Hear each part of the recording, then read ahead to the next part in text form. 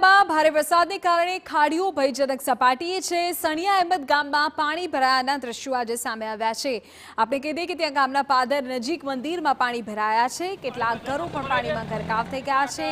જિલ્લામાં સતત પડી રહેલા વરસાદને કારણે ખાડીનું પાણી ઓવરફ્લો થઈ રહ્યું છે। સુરત જિલ્લાની અંદર કેટલાક વિસ્તારોની અંદર વહેલી સવારથી જે ધોધમાર જે વરસાદ પડી રહ્યો છે અને તેના કારણે સુરતની નાની મોટી જે ખાડીઓ છે તેની અંદર નવા નીરના જે આવક થઈ છે અને તેના કારણે ખાડીઓ છે તે કેટલીક ભયજનક સપાટી ઉપર પહોંચી છે। ત્યારે છેવાડાના વિસ્તારોમાં આવેલા જે ગામો છે તેની અંદર પાણી ભરાવાની જે સ્થિતિ છે તે સર્જાઈ રહી છે।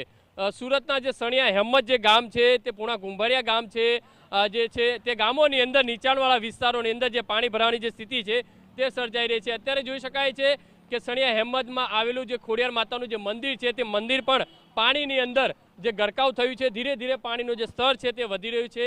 દર વર્ષની જેમ અહીંયા છે તે આ પાણીની અંદર આ જે મંદિર છે આખું ડૂબી જતું હોય છે। ભારે મુશ્કેલીનો જે સામનો છે તે લોકોએ કરવો પડતો હોય છે। અત્યારે જોઈ શકાય છે કે લોકો છે ઘૂંટણ સુધીના પાણીની અંદર પસાર થવા મજબૂર બની રહ્યા છે। પ્રશાસનની જે નબળી કામગીરીના કારણે આ રીતના દ્રશ્યો સામે આવતા હોય છે।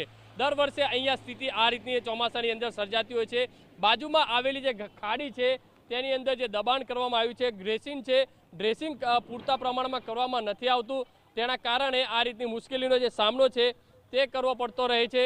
અહીંયા સ્થાનિક લોકો છે તેમની સાથે વાત કરીશું કઈ રીતે દ્રશ્યો જે સામે આવી રહ્યા છે। દર વર્ષેની જેમ આ રીતની સ્થિતિ છે તે સર્જાતી હોય છે। અત્યારે જોઈ શકાય છે કે જો મહાનગરપાલિકા દ્વારા જો ખાડીનું ડ્રેસિંગ પૂરતા પ્રમાણમાં જો કરવામાં આવ્યું હોત તો અત્યારે આ રીતની સ્થિતિ ન સર્જાતી હોય। લોકોના ઘરમાં બી પણ પાણી ઘૂસ્યા છે। શું કહેશો બેન, કેમ અહીંયા પાણી ઘૂસ્યા છે ઘરમાં? વરહો અમારે આપદા કરવાની બધાના ઘરમાં પધારા બધા નીચે બધાના ઘરમાં પાણી આવી જાય। અમે વરહો અમે ફરિયાદ આલીએ પણ અમને એમ કે અમે અહીંયા બોલાવું એમ કે અમને। કેટલા ઘરોમાં પાણી ગયું છે? આ બધી લાઈનમાં આ બધું પાણી ભરાઈ જશે છે પેલી। કેટલા 10-15 ઘર છે? હા 10-15 ઘરો છે। કેટલા લોકો અંદર રહેતા છે? અત્યારે બધા ક્યાં ગયા છે? આ બધા અહીંયા હજુ તો તહીં છે અંદર। કાલે અમે બધા ઢગલો વળેલા, કાલે પણ તમે કોઈ દેખાયેલું નહીં અમને। સંજયભાઈ એમ કીધું કે કાલે આવશે। તો શું કહેશો, કઈ રીતની દર વર્ષે આ રીતની સ્થિતિ હોય છે? દર વર્ષે આ જ રીતે પાણી આવે। જે લોકો બીજા લોકો છે તેમની સાથે વાત કરીશું, કઈ રીતની સ્થિતિ હોય છે દર વર્ષે આ ગામની? આવી જ સ્થિતિ રહી દર વર્ષે આ જ સ્થિતિ છે। શું કારણ પાણી આવવાનું કઈ? એ જે આ વાલકવાળી ખાડીનું પાણી જે આમાં નાખ્યું છે, બે ખાડી ભેગી કરી છે, જે પહેલાં આટલી તકલીફ નહીં હતી અમને। એસએમસી વાળા રિંગ રોડની બાજુમાંથી જે વાલક ખાડીનું પાણી આમાં નાખ્યું છે અમારી આઈડિયા મીઠી ખાડીમાં, તે પાણી ડબલ ભેગું થઈને આવે એટલે જરાક વરસાદ પડે એટલે આ પ્રોબ્લેમ ચાલુ થઈ ગયા। તમામ ઘરોની અંદર પાણી ભરાઈ જાય છે? તમામ ઘરો, આ બધું તમે જો, આ બધા ઘરમાં પાણી ભરાઈ ગયા છે।